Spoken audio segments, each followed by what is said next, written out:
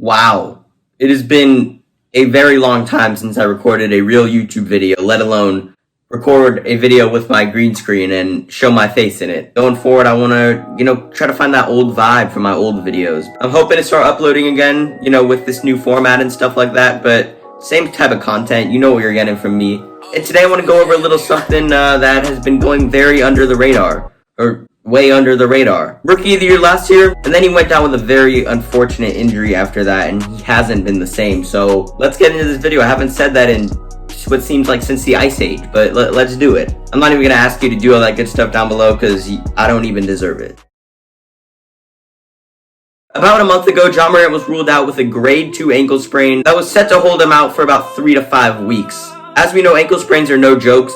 Injuries like those can weaken people's ankles for the rest of their careers, and every little ankle injury someone has an effect on them in the long term, even if it's subconscious and they don't know it. We've seen plenty of careers be ruined because of injuries like this. Sprained ankles, no matter how you heal, can result in more sprained ankles. And I'm no medical professional, but the last thing you want to do as a player after suffering a sprained ankle is return too soon. And I'm saying Ja Morant did that, but I'm also not saying Ja Morant did that, and here's why. Obviously, he was cleared to play by medical professionals. It's not like Ja Morant threatened them with a freaking Swiss Army knife and said, "Let me play or die." Hey yo, what the fuck? No, he was cleared after a certain amount of time, which was below the time limit.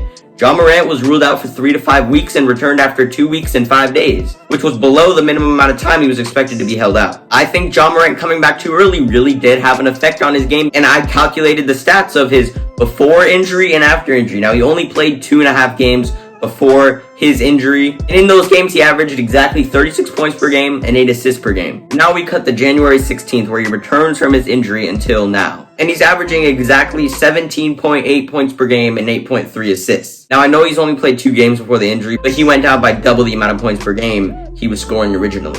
And I know a lot of people like to say, oh, Ja Morant's being more passive this year, which is a good thing. He's becoming a better playmaker. And my theory is that Ja Morant is passing more because he's become more passive due to this injury. Even if he doesn't know it, he's not the same player and he doesn't have the same confidence, and that's very evident on the floor. Since he returned from injury, his season high has been 29 points. There's been a lot of occasions where we've seen Ja Morant put up 15 and 10, 13 and 10, 12 and 9. 15 and 11. Obviously, Ja Morant's game revolves around his athleticism, and that was a big part of his game, which won him Rookie of the Year last year. It's very evident if you're a Grizzlies fan or if you've watched Grizzlies games that he's 100% lost that. And even if you look at his efficiency, it's gone down drastically. Before he got injured, he was putting up 39.3% from the three-point line. And after that injury, he's been putting up about 25% from the three-point line. And then you look at his field goal percentage. Before his injury, he was shooting 57% from the field. And after the injury, he's shooting about 45% from the field. His efficiency has gone down, his three-point shot has gone down, everything has gone down besides his assists, which have stayed the same. And I know that before his injury, there was a very small sample size of games played, as it was only 2 games.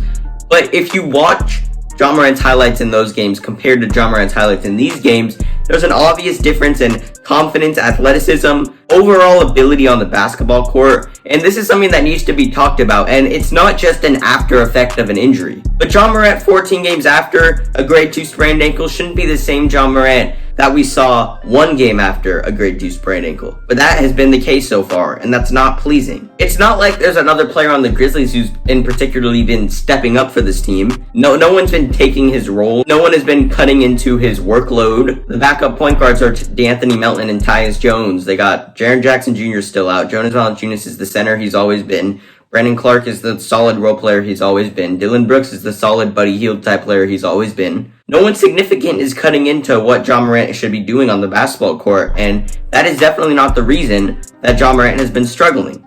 The reason he's been struggling is that ankle injury took a toll on him as a player, and I bet you it took a toll on him mentally. His overall ability on the court has gone down due to his game being revolved around his insane athleticism and that not being there. So with a lack of confidence comes a lack of physical ability, and that's been a proven fact throughout humanity, especially when it comes to sports and basketball. Ja Morant is not there as a player, and his confidence is not there either. Hopefully Ja Morant can get back to full strength. Like I'm telling you, he's not at full strength right now. Again, I'm not a medical professional, but it would probably be best if he waited out the couple more weeks that was in his timetable to return, as he returned very early from that ankle sprain. Man, I hope that Ja Morant doesn't have a career of lingering ankle injuries and Steph Curry ankles. I'm very scared for him because how he's playing now, he doesn't look full strength, and I'm very hoping he can come back to full strength and be the same player he was December 23rd and December 25th. Because that Ja Morant was an MVP candidate Ja Morant. And he would have kept that up if this injury never took place. Anyways, guys, that'll do it for this video. I really wanted to bring this topic to life because it's something that needs to be talked about, as Ja Morant has been struggling on this Grizzlies team and it hasn't been talked about due to the respect he's gained from the media. I wouldn't say I'm worried about Ja Morant's future, but I wouldn't say I'm not worried about Ja Morant's future due to the fact that this is concerning. And how he's been playing hasn't been the Ja Morant we've learned to know and love. So I'll see you guys in the next video. Make sure if you trust me to upload again, go down there and hit all those weird buttons. I've been live streaming with some of my boys. That's always on their channels. So if you like some NBA party fun streams, then make sure to go check them out. I'll leave their links in the description, I guess. I'll see you guys in the next one. Peace.